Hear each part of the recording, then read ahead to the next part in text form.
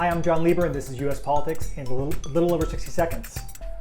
First question, is the U.S. on track for the August 31st withdrawal from Afghanistan?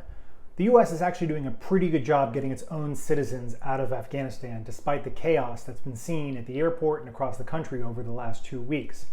It's estimated on Wednesday afternoon there are about 1,500 citizens of the United States still in Afghanistan, and some of them, according to Secretary of State Tony Blinken, may not want to leave.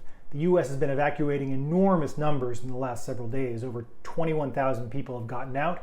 And even though Biden sent his CIA director, William Burns, to potentially negotiate a longer withdrawal date than August 31st with the Taliban, he says he's going to stick to this deadline. The people who may not get out are the interpreters and helpers that aided the American military, who are native Afghanis, who are probably going to be left behind when the U.S. leaves at the end of the month.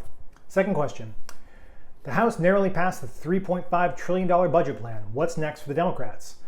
Well, the House has to start putting some details now underneath that top line number. Some Democrats have said they're uncomfortable spending as much as $3.5 trillion, and other Democrats have said they're willing to spend that much, but it has to be fully paid for by most likely tax increases.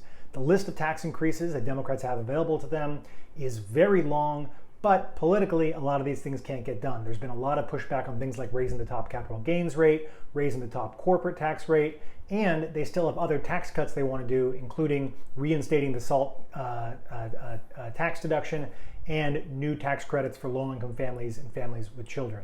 So what's next is that the House goes back on recess. They're going to reconvene first or second week of September and start marking up bills to hit that $3.5 trillion number with the goal of passing both the bipartisan infrastructure bill and the $3.5 trillion reconciliation bill out of the House by the 27th of September.